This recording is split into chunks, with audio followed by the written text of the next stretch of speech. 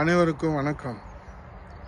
விஞ்ஞானம் வளர்ந்து ஏஐ தொழில்நுட்பத்தில், ஆர்டிஃபிஷியல் இன்டெலிஜென்ஸ் தொழில்நுட்பத்தில் இந்த நவீன காலத்தில் சாதிக்க முடியாதது எதுவும் இல்லை என்ற நிலையில் தமிழகத்தில் ஸ்டாலின் தலைமையிலான திமுக அரசின் மெத்தன போக்கால் திருவள்ளூர் மாவட்டத்தில் அரசு பள்ளியின் சுவர் இடிந்து விழுந்து 12 வயது சிறுவன் உயிர் பறிபோயிருப்பது நமக்கு தலைகுனிவை ஏற்படுத்தி இருக்கிறது.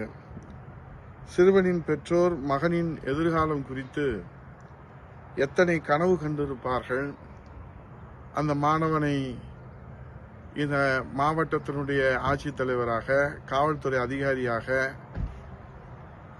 நீதிபதியாக, விஞ்ஞானியாக, இந்த விவசாயியாக, இப்படி பல்வேறு நிலைகளிலே மருத்துவராக, இன்ஜினியராக, வழக்கறிஞராக அவன் உருவாகி இந்த நாட்டிற்கும் நம் வீட்டிற்கும் சேவை செய்வான் என்று கனவு கண்டு கொண்டிருக்கிற பெற்றோர்களின் தலையில் இடி விழுந்ததைப் போல அந்த 12 வயது பிஞ்சு குழந்தையினுடைய உயிர் துடிதுடிக்க பறிபோயிருப்பது இந்த அரசினுடைய சாபக்கேடாகத்தான் இருக்கிறது. பள்ளியின் உள்கட்டமைப்பை மேம்படுத்த பள்ளி கல்வித்துறை அமைச்சருக்கு நேரம் எங்கே இருக்கிறது? ஏனென்று சொன்னால், அவருடைய ஆயுள் கால குடும்ப நண்பர் தமிழ்நாட்டினுடைய துணை முதலமைச்சர் உதயநிதி ஸ்டாலின் ரசிகர் மன்ற தலைவராக பணி செய்வதற்கும், புகழ் பாடுவதற்கும், பாராட்டு நடத்துவதற்கும் அவருக்கு நேரம் போதவில்லை. இதிலே பள்ளி கல்வித்துறையின் அமைச்சர் என்கிற முறையில் பள்ளி கல்வியில மேம்படுத்தவும், உள்கட்டமைப்புகளை மேம்படுத்தவும் நிச்சயமாக அவருக்கு நேரம் இருக்காது. இளைய தலைமுறை, இந்த நாட்டின் வருங்காலம் இப்படி உயிர் பலி போவது சிந்திப்பதற்காவது அவர்களுக்கு நேரம் இருக்கிறதா? யோசிப்பதற்கு நேரம் இருக்கிறதா? இதை தடுத்து நிறுத்துவதற்கு நேரம் இருக்கிறதா? இல்லை, இது போன்று இன்னும் பள்ளி கட்டிடங்கள் இடிந்து விழுந்து பல 100 குழந்தைகள் இறந்து போனது கூட பலியானவர்களுக்கு 3 லட்சத்தை கொடுத்து அமைதியாக கடந்து சென்று விடுவார்களா? இந்த 3 லட்சம் நிவாரணத்தோடு பல்வேறு போராட்டங்கள் அந்த குழந்தையின் பெற்றோர்களும் உறவினர்களும் அந்த பகுதி பொதுமக்களும் நடத்துகிற போது அரசுக்குரிய ஆறுதல் 3 லட்சம் நிவாரணத்தை வழங்கியிருக்கிறது. ஆனால் இந்த நேரத்தில் நாம் ஒன்றை ஒப்பிட்டு பார்க்கக்கூடிய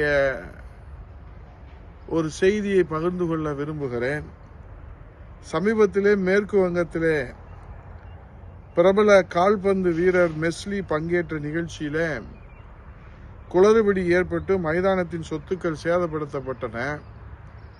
நிகழ்ச்சி சரியான முறையிலே ஒருங்கிணைக்கப்படாததாலே இந்த பிரச்சனைகள் ஏற்பட்டது. அதற்கு பொறுப்பேற்று, தார்மீக பொறுப்பேற்று அம்மாநிலத்தினுடைய விளையாட்டுத்துறை அமைச்சர் அரூப் பிஸ்வாஸ் தன் பதவியை ராஜினாமா செய்திருக்கிறார்கள். அதுபோன்ற ஒரு நிலையை தமிழ்நாட்டிலே ஸ்டாலின் திமுக அரசிலே எதிர்பார்க்கலாமா தமிழ்நாட்டு மக்கள் என்கிற கேள்வி மாண்புமிகு முதலமைச்சர் ஸ்டாலின் அவர்களுக்கு கேட்கிறதா? இல்லை, தன் குடும்ப ஆயுள் கால நண்பரை காப்பாற்றுவதற்காக இதை இப்படியே கடந்து போய் விடுவார்களா? இன்னும் எத்தனை உயிர் பலிகள் போக போகிறது? இன்னும் எத்தனை உயிர் பலிகள் காவு வாங்க போகிறது? இந்த பொறுப்பற்ற தன்மையால், அக்கறையில்ல தன்மையால், இந்த அக்கறையின்மையினாலே பள்ளி கல்வித்துறையின் உள்கட்டமைப்பு அமைச்சர் அவர்கள் சம்பிரதாயத்திற்கு காரணமானவர்கள் மீது நடவடிக்கை எடுக்கப்படும் என்று சொல்லியிருக்கிறார்கள். ஆனால் காரணமானவரை நீங்கள் தான் என்று தமிழ்நாட்டு மக்கள் சொல்வது அவர் காதிலே விழுகிறதா? இனிமேலாவது இது போன்ற துயர சம்பவங்கள் நிகழாமல் இந்நாட்டின் மன்னர்கள், இந்நாட்டின் நம்பிக்கையாக இருக்கிற இளைய சமுதாயத்தின், மாணவ சமுதாயத்தின் பிஞ்சு குழந்தைகளின் உயிர் இதுபோன்று துடிதுடித்து பறி போவதை தடுத்து நிறுத்துவதற்கு போர்க்கால நடவடிக்கைகள் எடுக்க முன் வருவார்களா? இல்லை, இன்னும் 3 மாத காலத்திலே வீட்டுக்கு செல்ல போகிறோம் என்று இப்படியே விட்டு விடுவார்களா? ஆனால் நிச்சயமாக இதற்கெல்லாம் தீர்வு காண்கிற நிலையிலே புரட்சி தமிழர் வருங்கால முதலமைச்சர், இந்த தாய் தமிழ்நாட்டுக்காக தன்னை அர்ப்பணித்து உழைத்து கொண்டிருக்கிற சாமானியர், 11 மருத்துவக் கல்லூரிகளை கொண்டு வந்தவர், இன்றைக்கு இந்த பள்ளி கல்வியினுடைய உள்கட்டமைப்பை பாதுகாக்கக்கூடிய ஒரே பாதுகாப்பு அரணாக தாய் தமிழ்நாட்டினுடைய ஒரே நம்பிக்கை புரட்சி தமிழர் எடப்பாடி அவருடைய தலைமையிலே மக்களாட்சிக்கு மகுடம் சூட்டுகிற போது இதற்கு தீர்வு கிடைக்கும் என்ற நம்பிக்கையோடு விடைபெறுகிறேன். நன்றி, வணக்கம்.